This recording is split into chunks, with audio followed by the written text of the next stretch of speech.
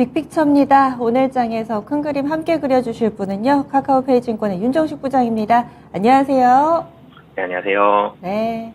어제 대한민국의 5년을 이제 또 바꿔 나갈, 그리고 또 만들어 나갈 대선 당선인이 발표가 됐습니다. 과연 이것이 주식시장에는 어떤 영향을 미치게 될지 이런 부분에 대한 큰 그림을 그려보는 시간 꾸려볼 텐데요. 과거의 사례를 통해서 먼저 분석해 보겠습니다. 역대 대선 결과 주식시장에는 어떤 영향을 미쳤었나요? 네, 대선 결과가 주식시장에 영향을 미쳤죠. 미쳤는데 사실은 우리가 흔히 생각하는 것보다는 좀 영향을 덜 미친 그런 모습이 있었습니다. 15대에서 19대 대통령들을 좀 살펴보자면 전체적으로는 코스피가 0.5% 정도, 평균적으로 0.5% 상승을 보여줬는데요. 근데 0.5% 상승이 사실은 김대중 정부 때 최근 3개월간, 그러니까 당선 이후에 3개월간 좀 상승하는 그런 모습을 보여줬고, 그 외에는 대체적으로는 좀 하락하는 모습이 나왔습니다. 어떤 대통령이 좀 더 훌륭했느냐, 이런 차이점이 아니라 사실은 이 대선 이후에 어떤 일이 있었고 어떤 산업적인 모습을 보여줬느냐가 사실은 대통령 선거, 이 대선 이후에 주가 상승률이 좀 더 좌우되는 그런 모습들이 나타났는데요. 김대중 전 대통령 당선 후인 1998년부터 보면 당시 코스피 지수는 대선 후에 3개월 동안 32.5%가 올랐습니다. 이때를 근데 생각을 해보면 98년이죠. 그러면 97년, 98년 저희 IMF 있었죠. 국제통화기금 IMF의 구제금융 직후였기 때문에 구조조정에 대한 기대감 이미 너무 많이 하락을 해 있었습니다. 그런 기대감이 랠리를 이끄는 이런 특수성이 좀 있었고요. 김대중 정부에서의 상승률을 제외하면 나머지 네 정부의 출범 이후 3개월 평균 등락률은 마이너스 7.5%입니다. 오히려 대선 이후가 좀 하락하는 이런 모습을 보여줬는데요. 전체적으로는 대선을 통한 정치 집단, 그러니까 여당이냐 야당이냐 호남이냐 영남이냐 이런 차이점이 있는 게 아니라 이 경제의 구조적인 변화가 좀 더 크게 영향을 미쳤습니다. 노무현 대통령 같은 김대중 대통령은 시장의 구조조정을 맡겨야 되는 그런 상황이었죠. IMF 있었고, 그리고 노무현 대통령은 글로벌 자유무역 체제 그리고 동아시아 분업이 최고조에 달했을 때 대통령이 됐고, 이명박 대통령은 금융위기 2008년 서브프라임 있었죠. 글로벌 자유무역이 해체되기 시작했을 때 또 정권을 잡았었고, 박근혜 대통령은 저성장으로 갈 수밖에 없는 그런 글로벌 상황이었습니다. 그러면서 저성장이었기 때문에 저성장이 계속 갈 수는 없죠. 이때는 정부의 힘을 키워야 되는데 그 다음 대통령인 문재인 대통령은 큰 정부를 또 꾸리는 이런 모습들이 있었기 때문에 시장에 어떤 대통령이 어떤 정책을 가지고 어떤 선거 전략을 가지고 대통령이 됐다라기보다는 경제의 구조 변화가 좀 더 큰 영향을 미쳤고요. 하지만 지금 좀 놓고 본다라면 제가 하락했던 대선 이후에 하락했던 대통령들이 더 많다라고 말씀드렸는데 지수가 하락했던, 그런데 지금 상황은 좀 놓고 보면 긍정적인 부분은 충분히 좀 볼 수 있을 것 같습니다. 우크라이나 악재로 인해서 매크로 이슈가 굉장히 감소해 있었죠. FOMC에서 금리 올린다로 인해서 이 세계 주식시장에 출렁이는 이런 모습들이 있었는데 우크라이나 사태로 인해서 금리에 대한 민감도가 확 떨어졌습니다. 확실히 좀 떨어졌고요. 그리고 이런 상황에서 주식시장도 많이 하락을 해 있었고, 이 상황에서는 새 정부의 정책 변화에 대한 기대감이 커질 수밖에 없습니다. 이런 부분들 본다라면은 주식시장은 기대감이 얼마나 들어가느냐, 이 기업과 이 시장이 얼마나 올라갈 것이냐에 대한 기대감이 주가에 반영되는 부분들이기 때문에 이번에는 그래도 역대의 통계보다는 좀 더 좋은 그런 상승률이 나올 가능성이 현재로서는 좀 더 높아 보인다라고 말씀을 드리겠습니다. 네, 그러면 대선 효과 조금 더 기대해 봄직하다 얘기를 해주셨는데, 세부적으로는 정책이 어떻게 바뀌느냐에 따라서 수혜주 피해주가 좀 엇갈릴 겁니다. 오늘장 원전은 워낙에 좀 잘 알려져 있어서 이 정도 올라도 그냥 오르나 보다 하실 텐데, 플랫폼 쪽이 워낙에 지금 다크호스로 이번에 대선 수혜주로 부각이 되고 있습니다. 벤처 활성화를 양당 모두 그 후보가 강력하게 외쳤고, 거기에서 또 규제 혁파 부분은 또 윤석열 후보가 여러 번 강조를 한 바 있는데요. 이런 부분에 따라서 영향받을 만한 종목군들, 그리고 플랫폼 쪽 집중 조명해서 좀 설명을 해주시면 좋을 것 같아요. 네, 우선은 오늘 사실 벤처에 좀 더 가까운, 지금은 대기업이 되어버렸지만, 벤처에 가까운 대기업 중에 네이버와 카카오가 굉장히 좋은 주식시장의 흐름들을 보여주고 있죠. 물론, 표심이 굉장히 중요했기 때문에, 이 골목상권 침해에 대한 부분들 강력히 좀 규제를 가하는, 이 그룹을 좀 압박하는 모습들이 있었기 때문에, 이 두 기업의 주가에는 부정적일 수밖에 없었습니다. 이제 선거가 끝났기 때문에 이런 부분들은 규제가 줄어들 가능성이 높기 때문에 두 기업이 주가가 올라가는 모습들 나오고 있지만 이 정부의 정책에도 이 벤처가 들어갑니다. 양당 관계없이 디지털 전환 그리고 중소기업과 스타트업 이런 부분들은 굉장히 강조하는 모습들을 보여줬고요. 벤처기업은 강조할 수밖에 없는 이유가 고용 효과가 상당히 좋습니다. 4대 그룹 근로자 수와 벤처기업의 근로자 수 비슷한 모습을 보여주고 있고요. 벤처 투자를 통한 고용 효과가 같은 금액이 투자를 들어간다라고 했을 때 대기업보다는 벤처기업이 고용 유발 효과가 훨씬 더 크다라는 부분들이 이미 많은 기사에도 나왔었고 통계로도 나오고 있고요. 그렇기 때문에 청년 고용 비중도 지금 사회적인 문제가 있죠. 이런 부분들도 있기 때문에 청년 고용도 그렇고 전체적인 고용도 그렇고 이런 부분에 있어서는 벤처 활성화가 필요한 부분이었고 그리고 코로나19 이후에 비대면과 디지털화가 벤처 투자의 대세가 되었습니다. 이러면서 벤처에 대해서 좀 더 조명을 받는 시기에 대선이 치러진 부분들도 있었고요. 그런데 벤처의 문제점을 살펴본다면 벤처기업이라는 게 시작할 때 자금이 많이 필요합니다. 근데 이 투자를 받는 것도 어렵지만 투자를 받은 이후에 대부분 또 상환을 했습니다. 대부분 상환이 중심이 되는 모습들.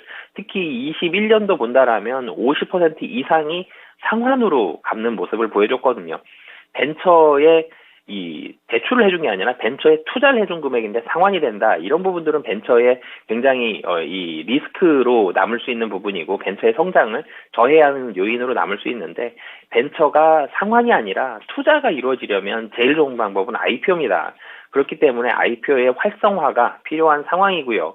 벤처 투자에서 IPO로 이루어진 기업들은 연 80개에서 100개 정도밖에 되지 않습니다. 벤처 기업은 수십만 개가 될 수 있는데요. 그렇기 때문에 IPO로 이뤄지는 기업 자체의 수가 적다. 이런 부분들 본다라면 최근에 IPO 열풍도 있었고요. 벤처의 활성화를 위해서는 코스닥의 활성화, IPO의 활성화가 이루어질 가능성이 높다라고 보시면 되겠습니다. 그렇기 때문에 이 IPO 쪽은 시장이 계속적으로 좀 좋아질 가능성이 앞으로도 높다라고 말씀드리겠습니다. 작년에는 IPO 시장에 대여가 많이 등장해서 시장 혼란 요인으로 꼽히기도 했는데 이번에 벤처기업의 IPO 같은 경우는 선순환이 될 것이다. 이 시장에 좋은 역할이 좀 더 부각될 것이다. 이렇게 보시는 거세요? 네, 사실은 대형주에 대한 IPO, 또 대기업도 자금 조달을 위해서 이렇게 하죠.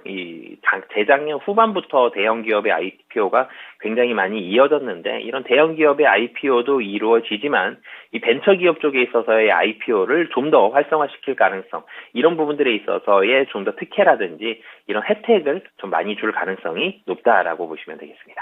또 대선 결과와 연결지어서 볼만한 종목군들은 어떤 게 있을까요?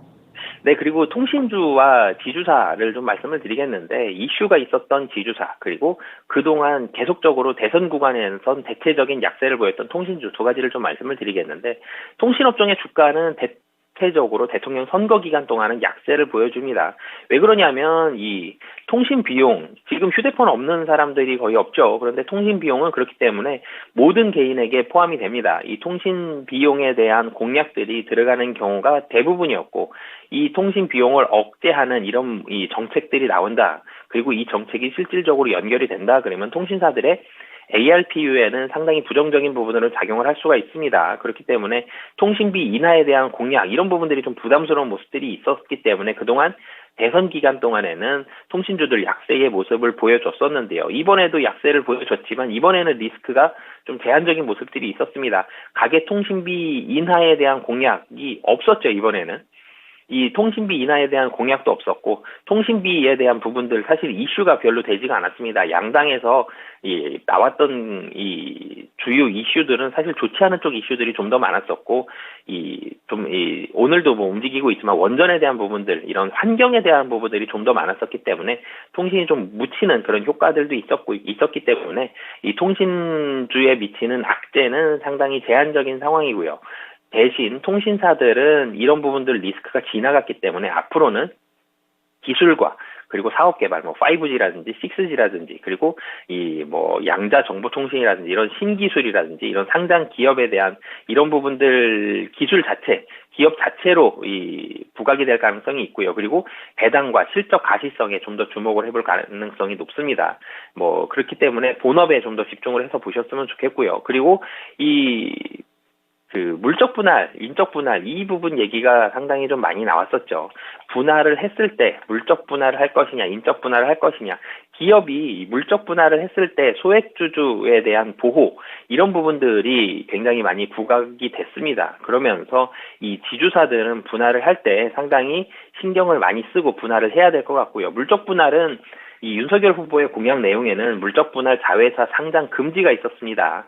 그리고 뭐 안철수 후보도 자회사 상장 금지가 있었고, 이재명 후보도 이 물적 분할 상장할 때 기존 소액주주들한테 우선권을 줘야 된다, 이런 부분들까지 있었기 때문에 인적 분할은 기존처럼 할 수가 있습니다. 인적 분할이라는 건 기존 회사를 쪼개는 거죠. 1대1로 쪼개든지 뭐 3대7로 쪼개든지 쪼개는 비율의 차이가 있겠지만 기존 주주는 내가 가지고 있었던 그 회사 그대로 주식 수만 분할을 해서 가지고 있게 되는 부분이라 상관이 없는데, 물적 분할을 하게 되면 대체적으로 기존 주주들은 모회사, 그러니까 지주사를 주식을 갖게 되죠. 그러면서 이 모회사에 대한 주식이 떨어지면서 자회사에 대한 주식 가치가 좀 부각이 되면서 기존 주주들 주식적으로 손해를 보는 부분들이 있었는데, 물적 분할은 그렇기 때문에 앞으로 제한받을 가능성이 높다. 그러면 지주사들은 앞으로 분할을 할 때 좀 더 신중해지고 좀 제한적인 그런 분할을 할 수밖에 없다라는 상황에 봉착할 가능성이 높기 때문에 소액주주들 측면에서는 이런 리스크는 좀 줄어든다라고 보시면 되겠습니다.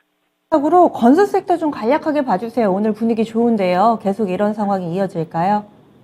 네, 전체적으로는 양당 모두 집값 안정화를 위해서 주택 공급을 확대하겠다는 정책을 내세웠죠. 재개발, 재건축과 관련된 안전 기준도 완화하고 용적률도 상향시킨다라는 부분들, 집값을 잡아야 되기 때문에. 그런데 이런 상황 속에서 현산이 문제가 발생을 했었죠. 그러면서 중대재해법이라는 게 시행이 되고, 그러면은 건설 비용과 소요 시간이 상승하게 됩니다. 그리고 코로나19로 인해서 뭐 원자재 가격 다 올랐는데 건설 자재값도 올라갔습니다. 자재비 부담이 굉장히 큰데, 자재비가 상당히 많은 비중을 차지하고 있는데 자재비가 많이 올라갔고, 최근 본다라면은 약 한 30% 정도 1년 동안 올라가는 모습들이 있었습니다. 그러면서 건설사들 수익성이 좀 떨어질 가능성이 있지만, 근데 이 수익성이 떨어지는 거는 물량으로 커버할 가능성이 높습니다. 그렇기 때문에 대형 건설사 중에서는 국내 분양이 높은 뭐 건설사들, 뭐 현대건설이라든지 대우건설이라든지 이런 대형 건설업체들로는 수혜가 충분히 예상될 수 있기 때문에 오늘도 주가가 좀 높다, 올라가고 있는 상황이다라고 보시면 되겠습니다. 네, 쭉 훑어봤습니다. 그러면 오늘 장 큰 그림 그려주세요.